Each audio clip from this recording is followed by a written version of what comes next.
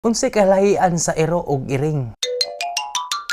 Sugod ta sa behavior. Sa dog, ganahan na sila makig-socialize ug loyal na sila sa nag-alaga. While sa cat, ganahan na sila mag-inusara. Mabuhi na sila og ila ug mukuha na sila attention sa tao kung kanus-an nila gusto. Sa pag-training, mas dali i-training ang dog kaysa cat. Ganahan na sila i-train og command og obedience behavior. Ginagamit gani na sa mga pulis pagpangita sa gugma na nawala.